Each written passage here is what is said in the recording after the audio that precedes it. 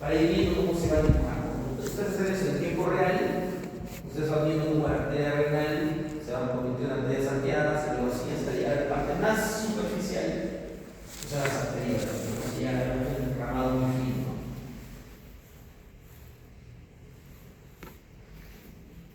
Ahora, hemos visto la parte anatómica del riñón, ¿no? Básicamente lo hemos podido ver en un corte morfológico anatómico, ¿no? Pero ¿cómo es que el riñón hace que esa anatomía funcione? Lo hace a través de una unidad funcional. En realidad debe ser considerada tal cual. La unidad funcional del riñón no es la nefrona. La nefrona funciona más al trabajo. Lo hace en complemento con otra estructura que se llama tubo colector. Por lo tanto, la unidad funcional del riñón es una estructura más compleja que se llama tubo urinífero. Tubo urinífero, la unidad funcional del riñón es el tubo urinífero o es la cadera. Si digo la unidad funcional del riñón es la nefrona, hasta el año 60 probablemente. Ahora no. Fisiólogos, histólogos, ahora es el tubo urinífero. El tubo urinífero tiene dos partes, dos componentes. El primero es este, la nefrona, la famosa nefrona. Y el segundo es el tubo colector. Cuando hablamos de unidad funcional, entendemos la función del riñón como la formación de orina. Yo hablo función del riñón, formación de orina. Y yo debo preguntarme quién forma la orina.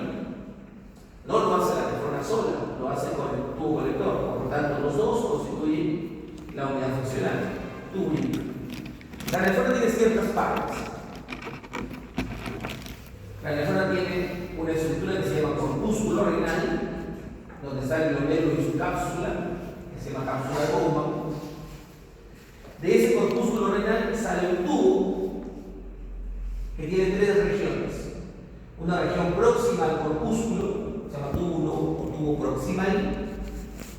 Una región que está lejos del corpúsculo, se llama túbulo o tubo distal. Y una región que está entre los dos, que se llama tubo intermedio o tubo intermedio. Es más, el tubo proximal tiene dos partes, una parte contorneada y una parte recta. Túbulo contorneado proximal y túbulo recto proximal. Es más, el túbulo distal tiene dos partes, una parte contorneada y una parte recta. Parte recta distal y el túbulo contorneado distal. Es más, el túbulo intermedio tiene una rama descendente y una rama ascendente. Eso lo hemos visto en la imagen. Antiguamente, la nefrona se describía con otras partes. Se describía como el corpúsculo renal, el túbulo contorneado proximal, el asa de Henle y el túbulo contorneado distal. Es una descripción morfológica, como decía, no, la nefrona tiene corpúsculo, el túbulo contorneado proximal, el asa de Henle y el túbulo contorneado distal. Pero esa descripción antigua no me explica la función de los segmentos. Fisiológicamente es mejor verlo así: corpúsculo renal, túbulo proximal, porque todo este túbulo proximal cumple una sola función. Túbulo intermedio, porque todo el túbulo intermedio cumple una sola función. Y el túbulo distal, porque todo el túbulo distal cumple una sola función. Si yo utilizase la antigua definición del túbulo proximal, asa de Henle y túbulo contorneado distal, mezclaría en una estructura que sería la asa de Henle tres funciones diferentes: la parte proximal, la parte intermedia y la parte distal. Por eso esa descripción de la asa de Henle se mantiene como una cuestión histórica. ¿Ya? La parte más útil es verlo de esta manera. Ahora, así es un poco el mapa, no se entiende mucho, hay que verlo, ya vamos a ver el esquema, ¿no? Finalmente, el túbulo distal se une a un túbulo colector que tiene un segmento en la corteza y un segmento en la media. El tubo colector. Ambos, nefrona y túbulos colectores, forman el tubo urinífero, que es la unidad funcional del riñón. Ahora veamos eso en un esquema. Ese es el esquema. Esa es la unidad funcional del riñón. La suma de los amarillo con los morados, las dos. Esas dos se llaman tubo urinífero. Analicemos nuestras partes. Tenemos la parte morada, esta sería la nefrona, y la parte amarilla sería el tubo colector. La nefrona tiene las partes que hemos mencionado hace un rato. De hecho, acá está el glomérulo. Está señalada la cosita que mueve el glomérulo, que es la cápsula de Bowman. Por dentro se ve una arteria, y es importante ver que entra, y una arteriola que entra, y una arteriola que y sale. Eso es importante porque en el glomérulo no es otra cosa que un ovillo de una arteriola, un ovillo. Entonces la arteriola viene, se ovilla y sale. Este es como decir, el hilo del corpúsculo. Pero es un hilo raro, porque debe de entrar una arteria y sale una vena, ¿no es cierto? Acá no. Acá es la arteria que entra, se enrollada y sale. Sigue siendo arteria. Porque lo que se filtra es sangre arterial. Entonces, tenemos la cápsula, dentro es el ovillo, que se llama glomérulo. Comienza el túbulo grueso que se llama túbulo proximal. Luego un tubo delgadito, y tenemos lógicamente ese tubo intermedio. Y otra vez el tubo que es grueso, el túbulo distal. Los tres segmentos que mencionamos, que se unen al tubo colector. Si yo soy más exquisito, voy a ver el túbulo proximal, que es todo esto de acá, tiene una parte contorneada, que se llama túbulo contorneado proximal. Tiene una parte recta, esta. Túbulo recto proximal. Rama descendente del tubo intermedio, rama ascendente del tubo intermedio, túbulo recto distal, túbulo contorneado distal. Y acá hay una marca que me hace el autor de esa imagen, una marca acá y una marca acá. Esto es lo que antiguamente se llamaba asa de Henry. Asa de Henry. Nosotros vamos al túbulo contorneado proximal, túbulo recto proximal, túbulo intermedio, túbulo recto distal, túbulo contorneado distal. Tres segmentos. ¿Se entiende? ¿Tú me indicas? Hasta ahí todavía la cosa está más o menos fácil. Eso lo han visto acá. Está acá. Lo mismo. Solo que acá está sobrepuesto en el riñón. Y acá se puede ver esta región de acá arriba, la corteza renal, y esta región de acá abajo de la médula. Aquí en el centro tengo un tubo colector. Y acá tengo una nefrona. Otra nefrona, ¿cierto?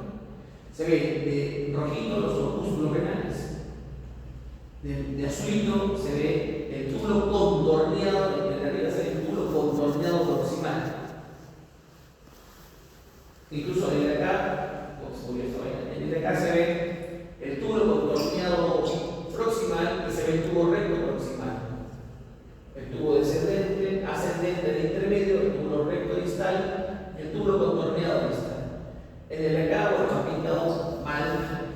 Túbulo contorneado proximal, hasta acá llega el túbulo recto proximal, chiquito es el tubo intermedio, y sigue el túbulo recto distal y el túbulo contorneado distal. ¿Algo les llama la atención de esa imagen?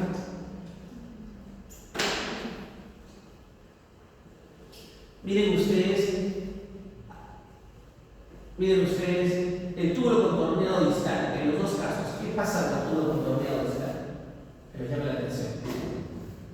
Sin observadores.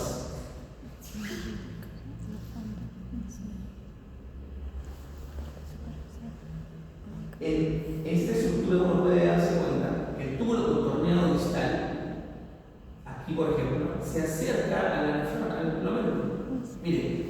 Recto distal, contorneado distal, el túbulo de suavecito y se va al colector. Lo mismo pasa aquí. El túbulo recto, el túbulo contorneado distal, le das un toquecito y se viene el túbulo colector.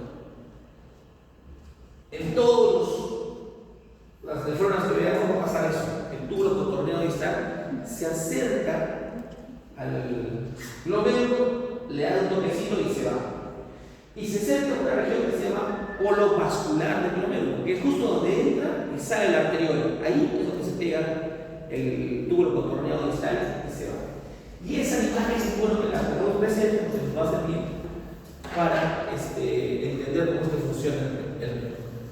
Entonces, reordenándonos, el corpúsculo renal es la bolita esta que se encuentra ubicada en la corteza casi siempre y que se encuentra en la zona que se conoce como el laberinto cortical, es decir, entre los rayos medulares. Ahí están las bolitas estas que son los corpúsculos renales. Tiene tres regiones. Una región que se llama polo vascular, que es donde entra la arteriola y sale la arteriola, polo vascular.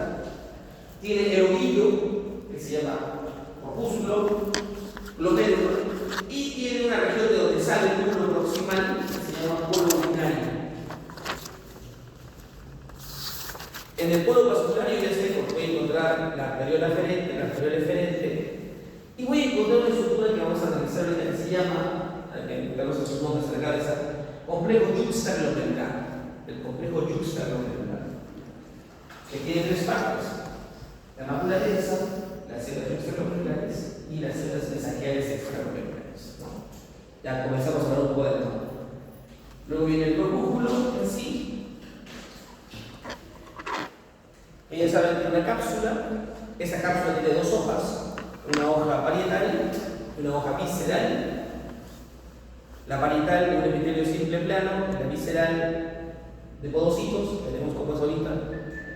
Y el glomérulo que se encuentra formado por capilares. Ahí sí, la arteriola aferente se hace capilar, se enrolla. Son capilares fenestrados pero sin diafragmas. Y un grupo de células que la sostienen, que se llama mesangia. Finalmente, el inicio del túbulo proximal convierte a esa región en polo urinario. Aquí se ve como que, ¿qué es eso, no? En el dibujo se ve más fácil. Este es el dibujo. Ese es el corpúsculo.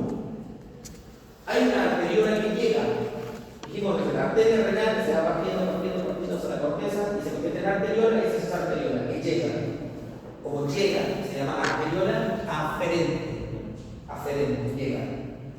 Esa arteriola se enrolla sobre sí misma, formando el glomérulo. Cuando se enrolla, se adelgaza y se hace capilar. Un vaso capilar arterial. Un capilar fenestrado, dijimos, pero sin diafragmas, ¿no? Luego esa arteriola sale. Arteriola eferente. Arteriola aferente, arteriola eferente. Donde entra y sale, se llama polo vascular. El polo vascular. Listo. Ahora, sobre el corpúsculo en sí, el glomérulo, tiene una cápsula que está amarilla y roja por dentro de la cápsula. Se llama cápsula de Bowman. Cápsula de Bowman. La cápsula de Bowman está formada por dos capas que la revisten o la constituyen. Una capa que se llama hoja visceral, parietal, esta está pegada a la parte externa, que tiene un epitelio, miren. Porque no son superficie interna. Este epitelio tipo es simple, plano. Entonces yo tengo la hoja parietal de la cápsula de Bowman y el epitelio simple plano. Pero este epitelio simple plano llega hasta aquí. Y aquí empieza a revestir también al ovillo. Él cambia de forma el epitelio y se convierte en una célula que tiene forma de un pulpo. ¿No? Es más, un pulpo que tiene doble digitación, se llama eso. Tiene esas células se llaman podocito. El podocito, o sea, la hoja. Esta es la hoja parietal. Y esta sería la hoja visceral, formada por otras células que se llaman podocitos. El podocito es una célula gordita que tiene unos brazos que se llaman prolongaciones podocitarias primarias.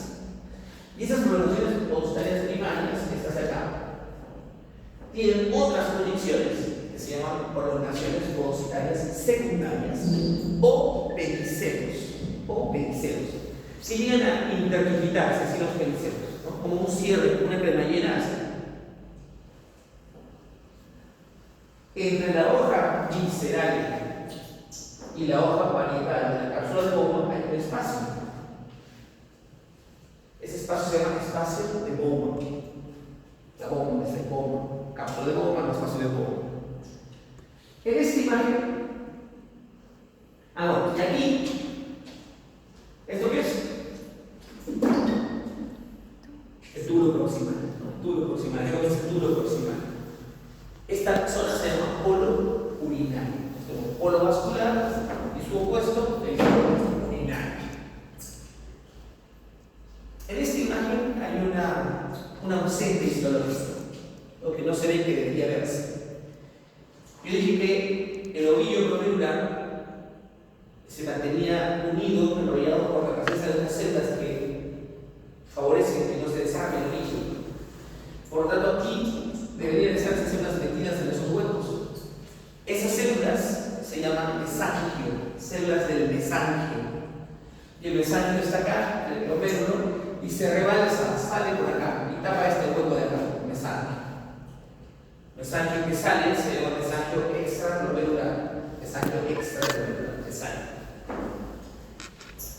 Y eso lo digo porque vamos a analizar este pedacito.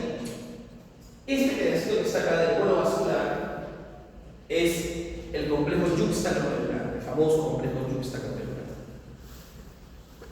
Dijimos que el complejo yuxtaglomerular tiene tres componentes. Bueno, el primer componente son las células yuxtaglomerulares. ¿Qué es una célula yuxtaglomerular? Pues, por definición, la célula yuxtaglomerular es una modificación histológica de la fibra muscular lisa de la arteriola aferente, a veces también de la deferente, que hace que esta célula muscular se convierta en una célula secretora.